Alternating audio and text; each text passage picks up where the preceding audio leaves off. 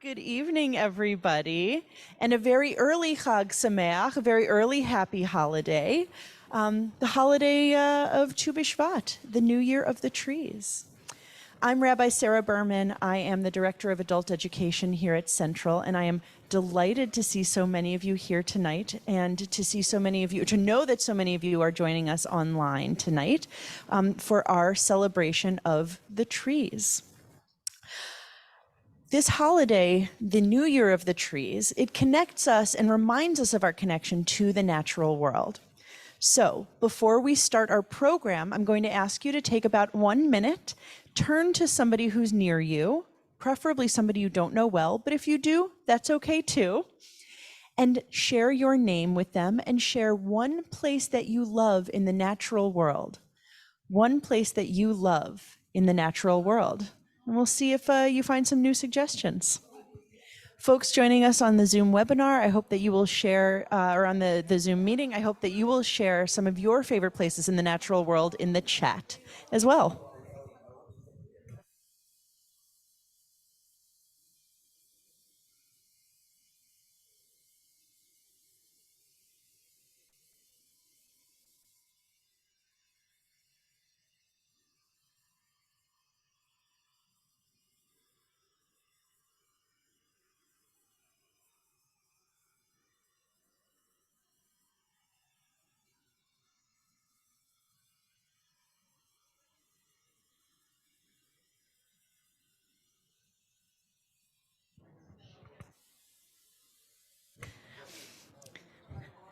As much as we could talk to each other all night long, we're going to actually focus our conversation in just one moment on our trees, our friends, the trees.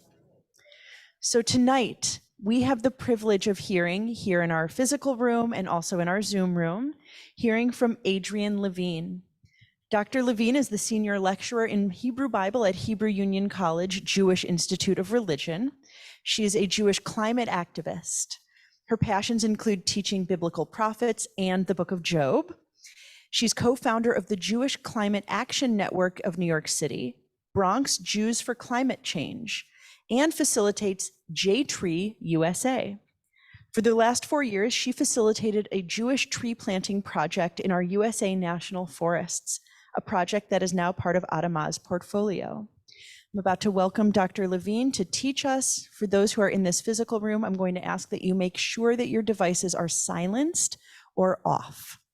Thank you, Dr. Leveen. Hi. Thank you so much. Welcome, everybody, to this evening at Central. I've never been in the pavilion before, so this is exciting for me to see all your faces. I'd love to know your names, but that probably won't happen. So when we have Q&A, if you want to tell me your name, I'll be happy to hear it. You know my name. So, and now you're going to learn a little bit more about me. It's on? You can hear me. Okay, good. So, a few years ago, I became the facilitator of J-Tree USA, as Rabbi Berman just said, a Jewish tree planting organization in our national forests, which is now actually under the auspices of Adama. Adama is one of the Jewish environmental organizations that I'll mention very briefly later in my talk. It used to be Chazon, and maybe some of you have heard of Isabella Friedman, which is a retreat center. And also there's another retreat center outside of Baltimore. This is too much about this, but I have the time. So let me just explain. Adama actually merged Pearlstone and Isabella Friedman and Chazon into a new organization called Adama, which is based on the name for the earth, the soil, and that is where J-Tree is now happily sitting online, which I'll share more about in a little bit. I did want to just help you understand what Adama is, because I hadn't explained it in my comments. During that work for me in J-Tree as a volunteer, I realized, I think somewhat surprisingly, that my love for trees, which I deeply have, originated in my childhood at a very young age, perhaps as a 4 or 5 year old. The love of trees lives really deeply in my heart and now guides my conscious actions as a climate activist. 4 or 5, really? That's when it started? Yes, I would say so. I grew up in a very small town in upstate New York called Elmira, New York. Anyone hear of Elmira? Raise your hands. I'm so impressed. Wow, it makes me proud as a former Elmiran. And I lived in a very quiet, shady street since I was a few months old. And in my front lawn was a maple tree that was there long before my parents and I moved in. I was a little baby. I think I was a month old when we moved into that house. And in my back lawn lived a very mighty eucalyptus, not the ones you'd see in California, a different species of eucalyptus that was huge and majestic and provided shade for half of our lawn and loomed really magnificently over our house. Again, that tree predated my life. Finally, at the very edge of our back lawn, and really the best, was a row of 6 towering pine trees. They were already very tall, at least for a little girl. They seemed very, very tall, these 6 trees, and they were green, of course, year round, in the winter, in the summer. This is back in the 70s. I won't tell you how old I am. Maybe it was the 60s, actually. And these trees offered me shelter and countless opportunities for imaginative play. Their needles fall to the ground, creating a soft carpet. Their branches made a roof over my head, and the pines were always there. And the last time I checked, they were still there. My mother lived in that house until she died in 2014, which means that all of my childhood and every time I went back to visit her, and earlier my father before he had died, there were those 6 pines. So between the maple tree and the eucalyptus tree and the pines in the back, I'm telling you all of this in detail because my point here is when you live among trees, and even if you don't live among trees, some of us don't in New York, if you walk in the woods, if you walk in the forest, you can become very attached to these trees and they take on a life of their own. And actually in my life, my childhood home made me really literally and metaphorically have deep roots. I felt very, very rooted, no pun intended, but pun intended, in that community, in that backyard. So this story that I wanted to tell you tonight lets you know what I want to talk about today. Number 1, how one can create a relationship that is real and loving with trees and why that is so important. Number 2, to remind us, it's Tu B'Shvat coming up, and that is emphasizing and celebrating trees. We all know that. Number 3, I am going to offer us a little bit of a look back into our biblical tradition tonight. I do teach Hebrew Bible at the HUC, Tanakh, Torah, Nevi'im, Ketuvim. That's what I teach. And so I'm very interested in what the Torah has to say about any subject, and this one about trees. To my delight, in the last maybe 6 months, I started digging around just for fun, and I found lots of uses of trees physically and metaphorically. So we're going to look at that a little bit tonight as well. We'll break up the group a little bit and we'll share with each other. Finally, I'm going to let you know why trees are so important in our fight to save our planet, which is really the ultimate reason that I got so involved with J Tree. I love trees, but I also love making sure they stay in the ground and capture a lot of carbon, which is what we need from them. So that is where I'll come to with you tonight. I have a bunch of different kinds of material that I'm going to walk through with you, some of it through my lecture, some of it you yourselves. You should have a handout in front of you, I believe. The one from me, which says Central Synagogue, Tu B'Shvat on the front. So not everything that I'm going to say is on that handout. So don't even look at it yet. I'll tell you handout and then you can look at it. But right now you can listen to me. So I'm starting with this idea of the relationship that you can foster between you and a tree with Martin Buber. I think it's always a good idea to mention Martin Buber, who wrote this famous book that many of you probably know, I and Thou. In that book, he famously establishes that I and Thou is a world of relationship between two entities, a pair, however you want to think of two people, or in the case I'm about to talk about, a person and a tree. Okay, so he literally starts his story of what is I and thou all about with a person and a tree, which I thought, perfect. This just captures what I want to say tonight. So let me describe a little bit more about what that is, right? In those moments where you suddenly are able to break through and have an I and thou with someone else or with a tree or with an animal, you see and come to appreciate that other in all its fullness or their fullness. And you don't use or exploit them. That's one of the issues he's saying. You just take them in. And Buber chooses a human encounter with a tree as his very first example, as I suggested. So listen to just a few of his words, a few of his lines. Now I'm going to quote him. I contemplate a tree. I can feel it as movement, the flowing veins around the sturdy, striving core, the sucking of the roots, the breathing of the leaves, the infinite commerce with earth and air, and the growing itself in its darkness.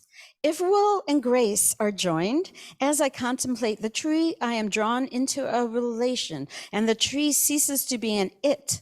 What I encounter is the tree itself. Now, I don't want you to just think, of some people love to make fun of people who love to hug trees, etc. I think he's saying something really, really serious. And actually, when I first read him in college, I read those verses, and I thought, how interesting. When he said, I and thou, the thou is a tree and not another person, it really kind of opened my eyes and made me think a little bit about what he was up to. So I do, as I say, think it's really noteworthy that this is how he starts. And I think today he would add to his description of a tree a relatively more recent discovery that he would not have known, I believe, in his time, that a tree's roots communicate with and warn the roots of other trees if danger is approaching. Nancy and I were talking about that a little bit. Some of you have read that novel. I told you what it's called, The Understory, which is terrific. And really, that's where I first started reading about that. This wonderful idea that trees, their roots communicate in danger and warn each other. More than that, I read in an essay from the Smithsonian Magazine, an author who quotes Peter Rohleben. I'm sure I just destroyed his name, and I'm about to destroy another word. I actually tried to look them up and pronounce them, but oh well, I'll try my best. This is what this author says about this phenomena. Trees share water and nutrients through the networks of their roots and also use them to communicate. They send distress signals about drought and disease, for example, or insect attacks, and other trees alter their behavior when they receive these messages, unquote. And scientists call this, they have a name that I really wanted to try to pronounce. It's mycorrhizal networks. I'm not sure I got it right. If there's a scientist in the room, don't tell me I got it wrong. But the point about this, right, which is so interesting to me, is you're not anthropomorphizing a tree, maybe a little bit if you say they're warning each other, but there is communication going on between them. We're not the only species who communicate. Obviously, animals, if any of you are pet owners, you have a special relationship with your dog or your cat. I'm a dog person. Fish, the species of the world do communicate. And I think that should help us kind of shift in our thinking a little bit. I really believe that once you realize that all species have a life and even can communicate one another around danger and warnings, etc., that we should start being a lot more respectful of what's not human in the world in which we inhabit. So I'm going to, be very straight about my opinions tonight. We can have friendly arguments if you disagree, if you have a different point of view. When the Q&A comes, we'll do some of that. So in other words, these trees have reciprocal relationships with other trees. And my big point about making this statement is such attentive experiences, such relationships between humanity and trees can directly, as I said, lead many of us to recognize our human obligations to protect and celebrate and preserve trees, woods, and forests as our partners. Okay, first point. Second point, Tu B'Shvat recognizes the importance of trees.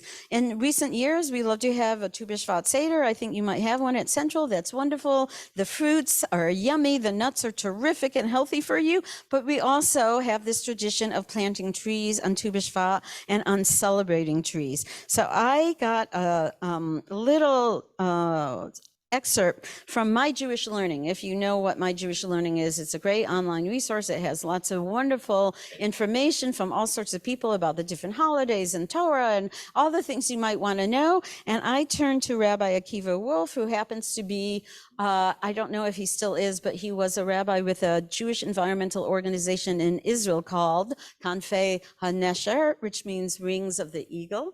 That is where he worked and talked about Tu B'Shvat in the land of Israel through the Mishnah, which says the majority of the winter rains have already fallen when Tu B'Shvat is called, right? It's coming here in another week. So it's near the end of the rainy cycle in the land of Israel. The sap starts to rise. New fruits are beginning to form. It's a moment when you start seeing trees come back. And one of the themes tonight that I will just throw out now and come back to is trees know how to rejuvenate themselves. Not all of them, definitely not, unfortunately, but many of them do know how to rejuvenate themselves. And the Bible takes that as a metaphor for how the people Israel can rejuvenate itself, how it can restore itself when it's lost in some way. So it's a very hopeful message that trees offer through the Mishnah, through the Torah. So let me read a few more examples from the Mishnah. Actually, this is from Midrash Sifrei. Trees are the pinnacle of the plant world, which transforms the earth from a barren and lifeless mass into an environment capable of supporting other forms of life, such as animals and humans. We find this expressed in the Midrash Sifrei, quote, "The life of the human is from the tree." Unquote. Very simple statement, but then he goes on to cite Rabbeinu Bachya, a medieval Jewish philosopher, who also writes, the commentators explain that the life of the human and the human's food is from a tree of the field. And it is not the way of a wise and understanding nation to needlessly destroy something so worthy, and therefore you should not cut down a tree of the field. Rather, you should protect it from destruction and damage, unquote, amen, right? Protect it from destruction and damage. These are all riffs in the Midrash on that famous verse in Deuteronomy. I should have had the chapter and verse in front of me if Jesse knows it. You can tell us. Jesse's a student from HUC right now. Anyways, that verse says if you're about to attack a village or a town, you can't destroy the trees outside of the village or the town. Now, you might think you shouldn't destroy the people in the town either, but in that particular verse, it's talking about the trees. And so the Midrash is trying to understand, why is that so important? And their answer is because trees really are such a source of life. Right? We know Eitz Chaim, the tree of life, is what we sing every Shabbat morning when the Torah is put back into the ark. You sing Eitz Chaim Hi, right? It's a tree of life. So we understand that trees are very, very important. Okay, so let me stop for a minute and ask you, because we have a few minutes before I'm going to jump into having you look at this more closely. Any questions about what I just did? So what I just did is told you personally why trees are important and why the Midrash and Tu B'Shvat say trees should be celebrated. Right now, in a minute, we're going to look at some biblical passages in groups, and then we'll talk about them. But any questions? Because I know I can talk very fast. So I'm a New Yorker. We're good? Yes? Marina, are there any questions from Zoom? Tell them they have to start asking questions after Zoom. After this. So what we're going to do now is discover the metaphors in Tanakh. I've chosen 3 passages, and I'm going to break you into small groups. I'm not going to even break you. You're at tables. You can turn to the whole table, or if you'd rather half the table and half the table, whatever you choose, but you have to listen to me first before you do it, okay? Listen. What I want you to do is look at a description of the tree in the Hebrew Bible. I gave you 3, and I wasn't sure how long I have, so at least you have probably, let's say, I would say, hold on, I can do this. About 10 minutes to do this, maybe even less, maybe 7 minutes, because I want to end at 8:05 because we have a guest I think that you must be the guest, I'm guessing. And after that, you have a wonderful activity. So I don't want to take up all your time. So maybe let's say about 7 minutes on these verses. There are 3 of them. One is from Isaiah, the great prophet Isaiah. One is from Ezekiel. Both of them are prophets. And one is from the book of Job. They're all about trees. And what I'm going to ask you to do is pick. You can start at the beginning and start working your way through. But what I want you to do is I gave you a context for the verses, so you know what those verses are, about. I gave you the verses, and then I gave you some questions. So read the verses for sure and talk to each other about some of these questions. When we come back together, I'm going to ask you to share what it is that surprised you or interested you about this metaphor or this verse. Okay. One thing I'll say to you is the first verse, Isaiah 11:1, is about a tree, but there is a hint that maybe it's also a metaphor. So you have to find the hint, and you have to think about the tree. I hopefully gave you enough information for you to understand why it's talking about a tree. Go for it. No, now it's on. Hello. We're back, everybody. So let's just have a few minutes of your comments about what you discovered from this conversation with each other. So I'm going to start with this table. Why don't one of you just share what the table talked about? Not Rabbi Sarah, but yes. Oh, how about Mike? Yeah. Hi. So what I thought was that as a tree, it rejuvenates, and he is thinking that as a human, we don't rejuvenate in the same way a tree does. Spiritually, yes, we do, but here on earth, we don't. Not in the way a tree does, but I was thinking, but in our own way, we do. We do nourish the earth. We do return to the earth, and then in that way on earth, we do continue and nourish and rejuvenate. Obviously, spiritually, we move on, but he's not finding comfort because he's thinking that we don't do that, and and that's it, and he's lost his children, but he should find comfort from it. Thank you. And the he is Job, right? Yes, definitely. Okay, this table, who wants to be the spokesperson? Quick. No, I don't. Maybe Yeah, okay. So we also looked at the Job passage, and we tried to pull apart the metaphor a little bit, talking about what it means for something that once loomed large, or perhaps a person that once loomed large, to no longer be here physically, but if they are well enough established, and if they dig their roots into the ground around them or the world around them, then perhaps all it takes is some spark of something. Here it's the scent of water in this poem, but there needs to be something that spurs those roots to regrow, and it may not be the same tree, but something reminiscent of it will come in its place, a reminder of it or a continuation of it in some way. And that might be descendants, or it might be some other kind of legacy that's left. Or the tree as a metaphor. Okay, so metaphor. Okay, so we're going to be in metaphor. Who would like to say something from this group? You were volunteered. Sure. You know what? For the sake of making this discussion interesting, I'm going to contradict what he was saying about the Job. About the Job. Already interesting. Oh, even more interesting. Or hope the dream. Sorry. So, in the context here, it says that Job had recently lost his children. And that made me think of the story of Cain and Abel, and how God says to Cain that Abel's bloods cry out from the earth, all those potential descendants that never were. And I think Job is lamenting the fact that because his children were never able to grow up and have their own descendants, they weren't able to, create their own shoots and go out there, that they are in fact dead, that they cannot, they're who they were and what they are could not regenerate because of that. And again, that's just a different, maybe a lower level of metaphor.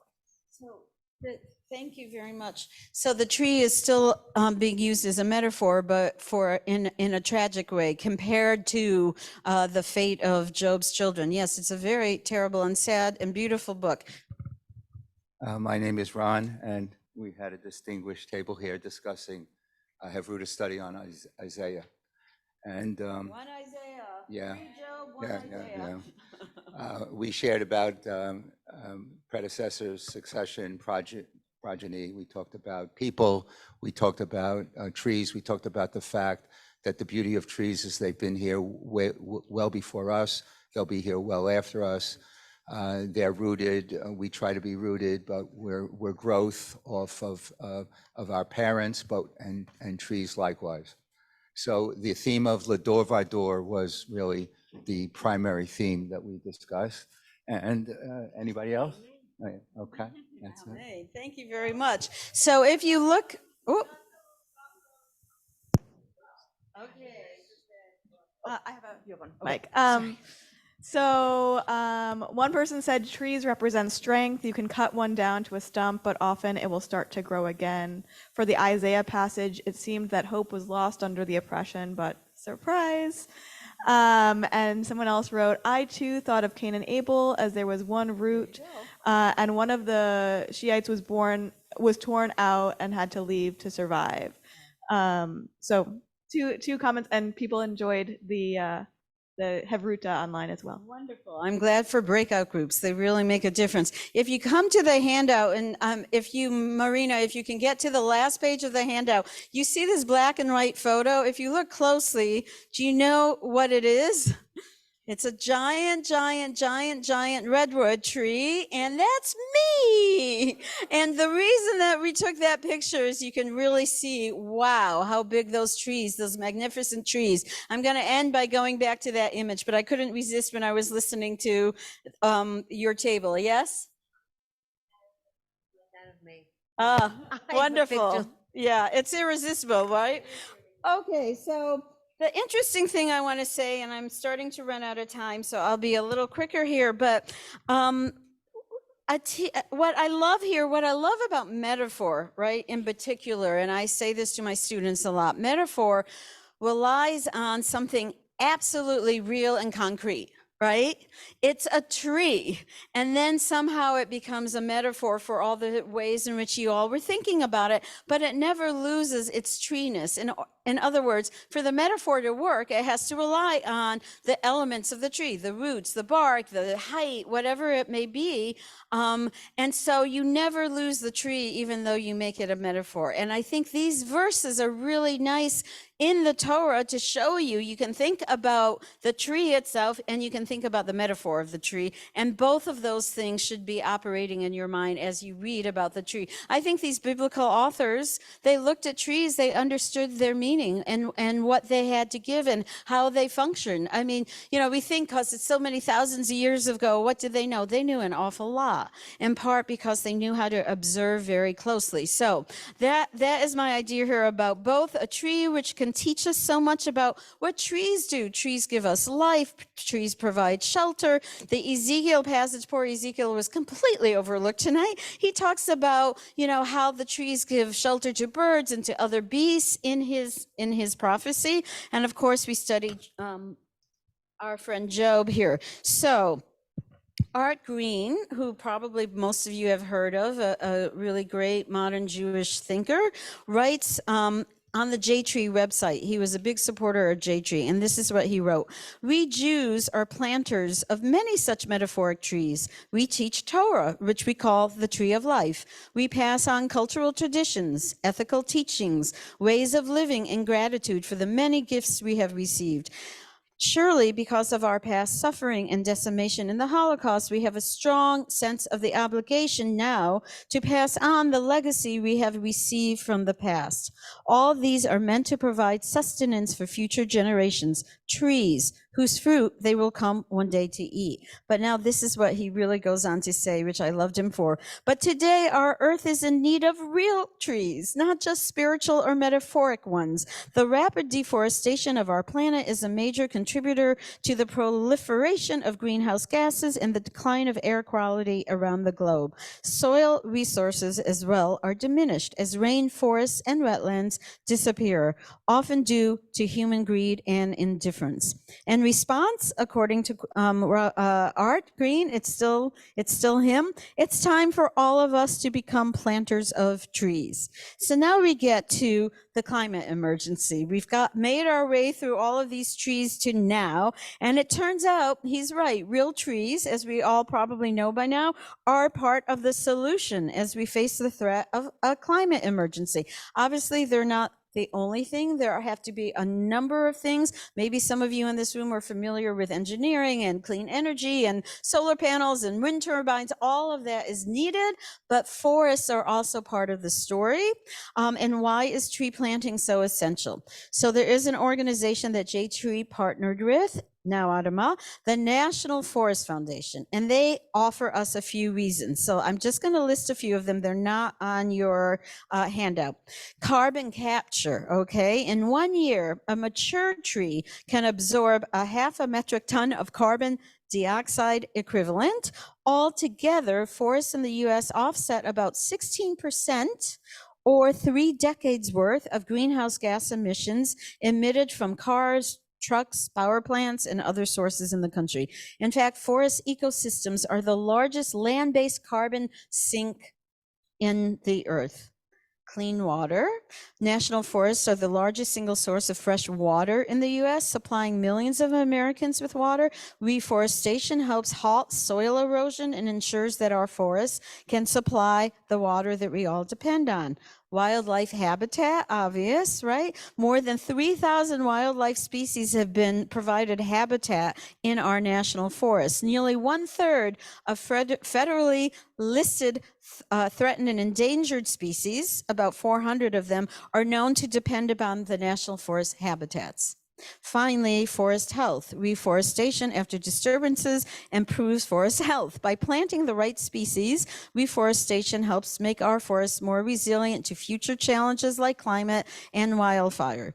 Planting trees is both simple and impactful. So again, carbon capture, clean water, wildlife habitat, forest health. There are many other things that our forests offer us, but it behooves us to pay attention and understand what a precious resource that our national forests and all planting trees. Plant trees in New York, plant trees in your backyard, plant trees wherever you can, right? Plant trees in your house.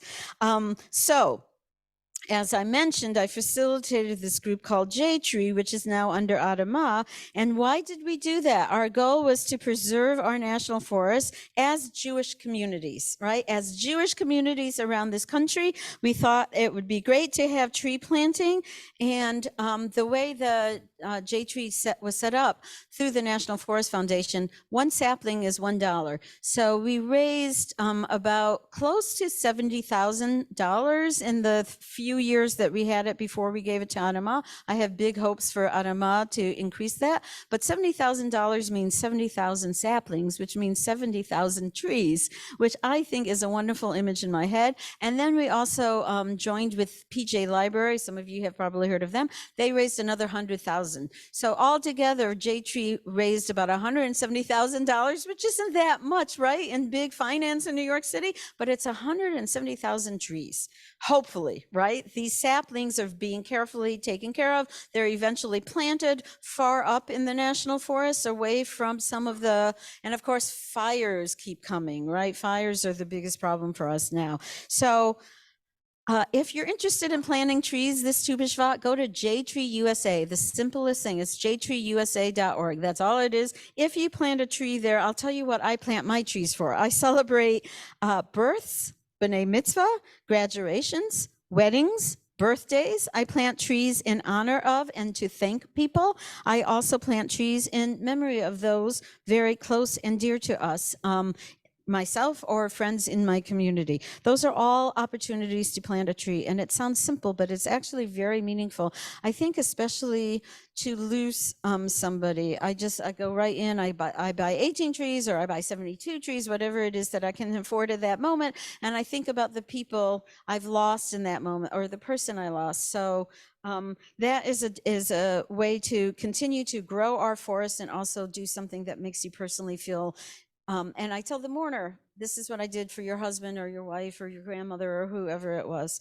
So I'd like to just throw out to you now So you think about this. There are a bunch of Jewish climate organizations in New York, including Adama, Dayenu, you might have heard of, the Jewish Climate Action Network in NYC, which I actually helped to found. And I think we met with some people from Central as you were thinking about wanting to do a greening committee at Central. Synagogues are a wonderful place for people to get involved. And I know Sarah, I also know Hilly Haber. I know Hilly cares a lot about climate. I know Rabbi Buchdahl cares a lot about climate. I've heard a sermon of hers a couple of years ago on Tu B'Shvat about the understory and planting trees, the importance of planting trees. Have I left anyone else? The RAC, you all know about the Reform Action Center. They now have a climate project going on in this city. So they are a good resource for you too. And if you want to know anything about any of these places, just Google them. Dayenu, JCAN NYC is my group, Adama, et cetera, et cetera. This is now a commercial that's over. I would like to end where I began. Contemplating a tree or woods or forest can lead to awe and respect and love for our very mighty trees. Planting trees directly and meaningfully contribute to our fight to save the planet. These trees regenerate themselves. Now, I thought about that. Not all trees can do that. So I kind of checked it out. And it turns out certain trees, if their stumps survive, that's where the regeneration happens, through a stump. And, you know, once I read that Isaiah passage, sorry for a mention of Isaiah, but once I read that passage where it said a shoot will come out of the stump of Jesse, I said, what is that about? Everywhere I went, I got obsessed with this. Every time I took a walk, I started looking for that, and it's all over the place. Many trees and woods regenerate themselves. Redwoods are especially good at it, of course, but many, many different kinds of trees will regenerate themselves, and that's so powerful. And as I already showed you this picture, and you have that picture too, and it just lets me know that relationships with trees, even on a quiet, memorable walk through the woods, will create an obligation in those who cherish them. When I walked through those woods and realized those trees were there hundreds of years before I walked the earth, and God willing, long after I'm gone, those trees should still be standing there. They're threatened, some of them, and so we're very worried about them. But if they're taken care of, and if they are there, what a symbol of the way in which humans and the natural world can coexist. So maybe, just maybe we can have thou relationships with trees again, thanks to Martin Buber, and take care of them, preserve them, care for them, and maybe, just maybe, help us breathe easier for our generation and the generations to come. So with that, I want to say thank you for your attention and your willingness to talk about these in Chavruta. And I guess we have a minute or two for Q&A. So who wants to, it doesn't have to be a question, it can be a comment, as long as it's not too long. So when I was growing up, we used to give money to Jewish National Fund to build trees. So could you tell something about what happened to that organization? Okay, so Jewish National Fund, very good question. People often ask, and when we started J-Tree, talked about it. By the way, J-Tree was started by an incredible rabbi I love in London. So it's British-based, and then it moved into the United States, and his attempt was to try to get it in other countries as well, in the world, not yet in Israel, because of the JNF. The JNF is still around. I don't know how to say this easily, but there were some serious problems with JNF in the past that I don't need to go into, but suffice to say it was enough for us to decide to do our own thing. And JNF, of course, was focused only on Israel, and the vision of this rabbi was reforestation was needed everywhere, and he started looking into where forests were being depleted. Our forests are being depleted, and unfortunately, the forests in Canada are being depleted, as they are in England, as they are in many other places. We know about Brazil. So this is needed everywhere, basically. How's that for an answer? Thank you. Another question. Okay. I don't know if you know the answer to this. It's more of like a science aspect of it, but do you know which trees are best for absorbing CO2 in terms of Conserving CO2. yeah. That's what you just asked. I can't answer you directly about that, but I will say, I can't answer you directly about that, but I will say that the National Forest Foundation, who we work with, are expert at putting the right trees in the right places in the national forest. So the saplings that they choose are saplings that they know are hardy enough to survive in those forests. I don't want to even guess because I'm sure I'm going to be wrong. So no, good question. I should have known the answer to, but oh well. Other thoughts or questions from people, other comments before we move into the next part of our want to disagree, want to agree, want to, yes. So quick biblical, I guess it's a quick biblical question. We didn't talk about the tree of knowledge of good and evil in the Garden of Eden. I'm just curious as to, why a tree and not a bush? Well, there is a bush in the Torah, right? A very important bush in Exodus 3 where God comes to speak and the bush is not consumed. So there are bushes. Why trees? I don't know. They love trees. I was going to talk about Genesis 1 and it's 2 actually, and those trees, but decided, you all know about those trees. And those trees are interesting to me because they're not really treated as trees, right? They're treated as opportunity to know the difference between good and evil or to gain mortality or immortality, right? So the tree seems to be representative there more than actual. I'm sure there were trees in the garden. If there was a Garden of Eden, I would love to see them, but they only talk about, this tree and that tree for this and for that, not for their shade or their natural attributes. They turn them into cultural icons, I guess I would say, right? Okay, well, thank you. And whoever's leading the next section, is it Marina? Terrible. Who's gonna introduce Alex? There you go. I'm sorry that I'm shocking everybody tonight. We have an incredible group of people who make up the Central Synagogue community. And I'm not going to say they're the best in the community because everybody's the best, but our climate teens are the best. So representing the youth push for environmental responsibility, for climate action, and for engagement with our natural world, tonight we have Alex. Thank you for being here. Hi, everyone. I'm Alex, and I'm a member of Central Synagogue and the Jewish Youth Climate Movement, which is a part of Adama. And it's a Gen Z-led movement dedicated to combating climate change and environmental injustice through a Jewish lens. I got involved in climate action because of my sister, who founded the Central Climate Initiative, which then got joined into JYCM, or the Jewish Youth Climate Movement. And I'm also especially interested in climate technology and computer science in climate. And so today we are going to plant seeds for the future climate advocacy by looking up whether our representatives are supporting two important climate bills that we hope will pass this legislative session: the HEAT Act and the Climate Change Superfund Act, which you can read about on your papers.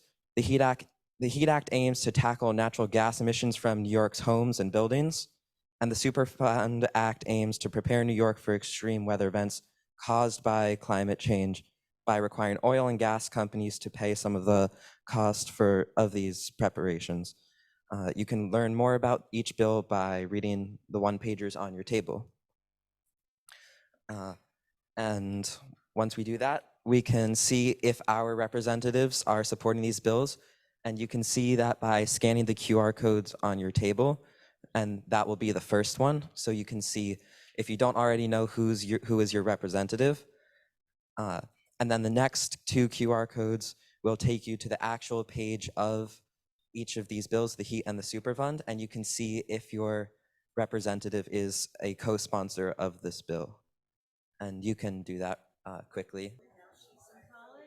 To all of our friends on Zoom, we want to thank you so much for joining us tonight. We were so glad to have you to learn about trees, about Jewish tradition, and about some of this great advocacy that the Jewish Action or Climate Action Network is doing.